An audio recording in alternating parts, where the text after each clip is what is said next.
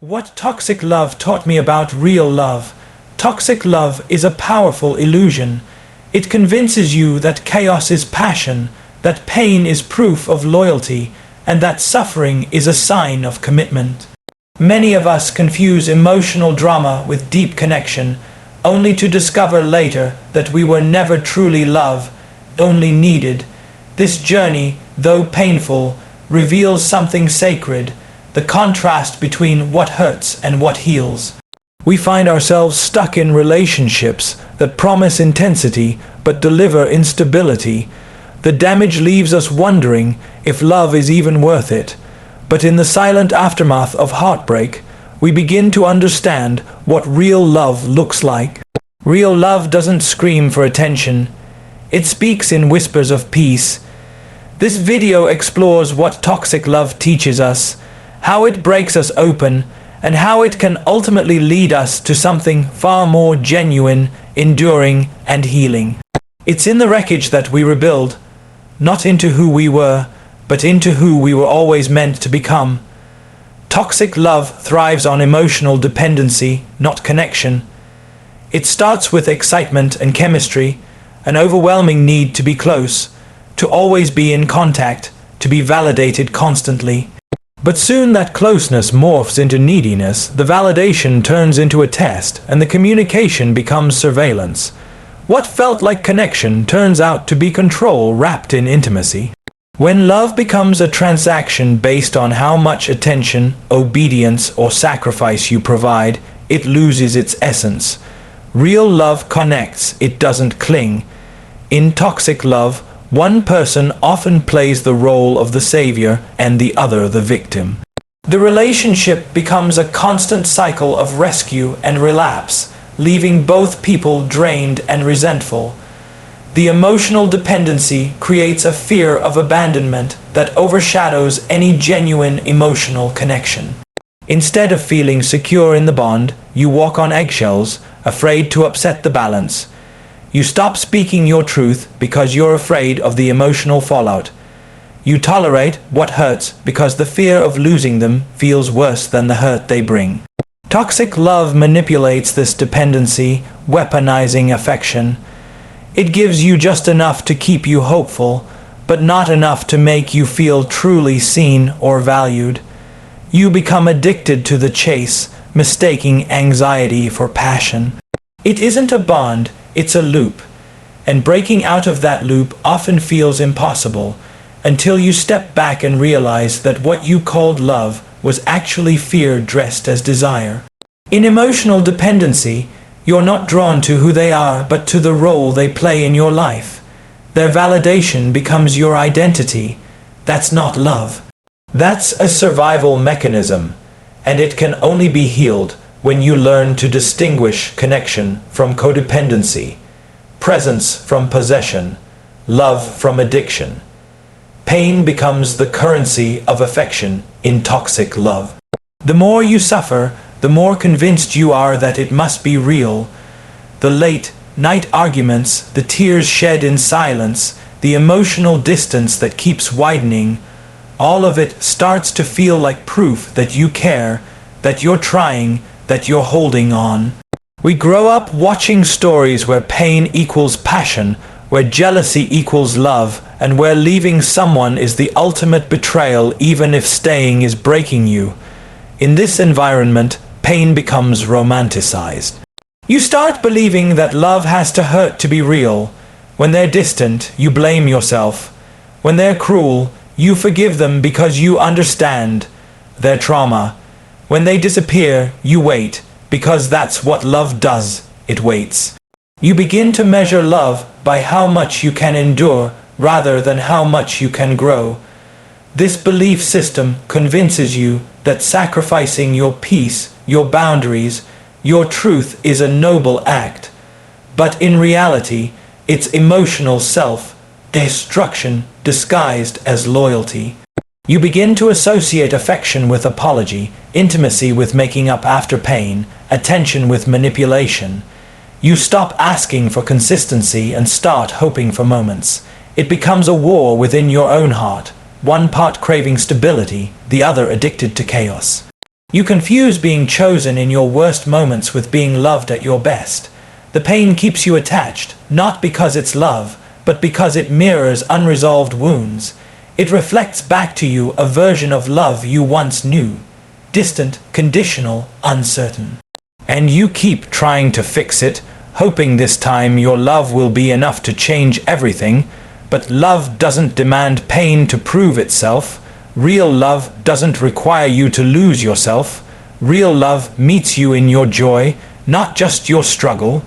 It nurtures, not tests. It elevates, not drains. It feels warm, not weary. When pain becomes the measure of your love, it's time to ask whether what you're calling love is actually love at all. Toxic relationships damage self, worth, and reshape identity. Over time, the voice of your partner replaces your inner voice. Their criticisms become your beliefs. Their doubts become your truth. You start to question your worth, your beauty, your intelligence. You second guess everything you say and do. The person who once made you feel special now makes you feel small, and you keep shrinking just to fit into their world. You start to forget who you were before them. You adjust your values to avoid arguments, suppress your needs to maintain peace, and silence your dreams to avoid feeling selfish. In this environment, you're not growing, you're surviving. Toxic love feeds on your insecurities and magnifies them. It tells you that you're lucky to have them, that no one else would stay with you, that you're too emotional, too needy, too much. And slowly, you start believing it. You abandon your own voice for the sake of harmony. You apologize for existing too loudly. You live in fear of being left, even when you're already emotionally abandoned. Toxic relationships use gaslighting to keep you confused, questioning your reality. You feel something is wrong, but you're told you're imagining it. You confront a lie and are met with blame. You express your hurt and are accused of being sensitive. It chips away at your identity, leaving you a shell of who you used to be. And the saddest part, you start to think that maybe you deserve it, that maybe love is supposed to feel this way, that this is all there is. But deep inside, a whisper remains, the voice of who you were before the pain. The person who believed in love that heals, not harms. The person who laughed freely, spoke truthfully, and dreamed fearlessly. That person still exists. They're just buried beneath layers of pain and self-doubt. Healing begins when you stop letting someone else's brokenness define your worth. When you start to remember that real love doesn't ask you to disappear. It asks you to be more of yourself, not less. Healing from toxic love unveils the blueprint of real love. When you finally walk away, it doesn't feel like freedom at first. It feels like grief. You're grieving not just the person, but the illusion. You're mourning the version of yourself that believed that this was love. But as you sit with the silence, clarity starts to emerge. You realize that peace isn't boring. It's beautiful. That calm isn't empty. It's everything you were missing. You begin to reflect, to feel, to reparent the parts of you that accepted crumbs because you thought you didn't deserve a feast. The healing process is slow, non-linear, and painful. There are days when you miss them, even after everything. That's normal. Love, even when it's toxic, leaves a mark. But as you rebuild, you start seeing the signs you ignored, the patterns you repeated, the lessons you denied. You begin to understand your role in the story, not to blame yourself, but to reclaim your power.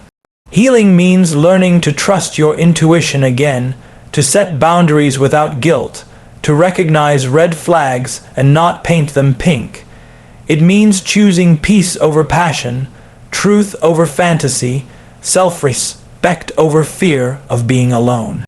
You begin to define love on your own terms, not as sacrifice, but as support, not as chaos, but as clarity. You start noticing healthy examples of love in friendships, in family, in how you treat yourself. And the more you align with this energy, the more you attract it. Healing from toxic love creates a new foundation. It shows you what you never want again, and what you truly need. It gives you the tools to not just find love, but to recognize it when it shows up. And most importantly, it prepares you to receive it without sabotaging it. Because now you know, love doesn't have to hurt to be real, and the person you had to become to survive that pain, they are the strongest, wisest version of you. Real love feels safe, not suffocating. In the aftermath of toxic love, one of the first things you notice in a healthy connection is the absence of anxiety. There's no constant checking your phone for replies, no rehearsing conversations in your head before speaking, no need to decode mixed signals. Real love gives you room to breathe. It doesn't demand your constant presence or control your every move. It respects your individuality and supports your independence. You don't feel guilty for wanting space, and you're not afraid that asking for it will make them leave. In real love, safety is not just physical, it's emotional and psychological.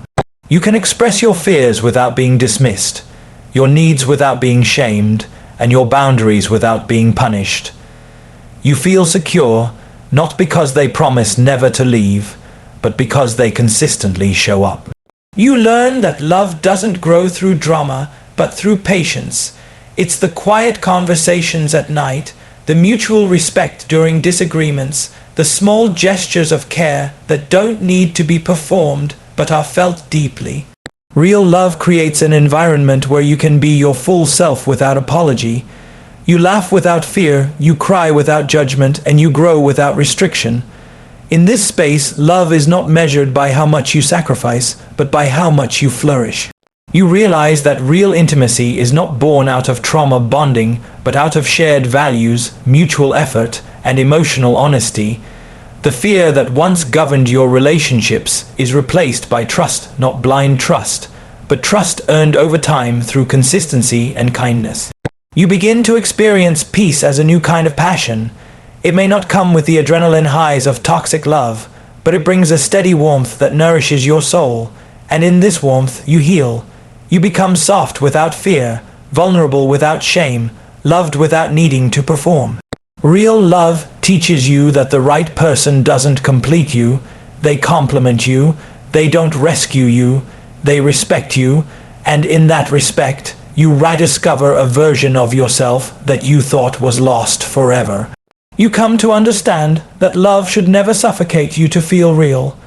It should be the very thing that teaches you how to breathe freely again. The greatest love you find is the one you give yourself.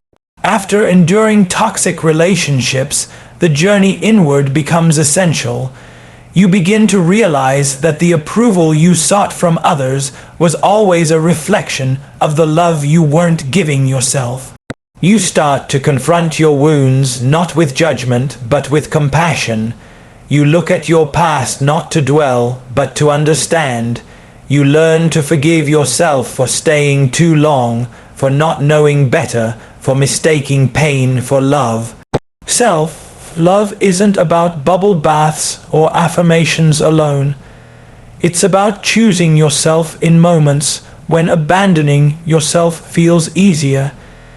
It's about setting boundaries that protect your peace, saying no when something feels wrong, and saying yes to things that bring you joy without guilt.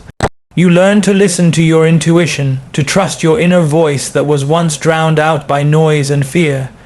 You become your own safe space. The harsh self-critic transforms into a gentle guide. You start celebrating your growth, however slow, and honoring your needs, however simple. You begin to see your reflection not as someone broken, but someone becoming. The greatest shift happens when your self-worth is no longer tied to someone else's opinion or affection. You realize that you are already whole, already worthy, already enough. And in that realization, you stop chasing love that hurts and start cultivating love that heals. You surround yourself with people who reflect your light instead of dimming it. You attract experiences that align with your values and dreams. And even when you're alone, you're not lonely, because you're finally in the company of someone who truly loves you, yourself.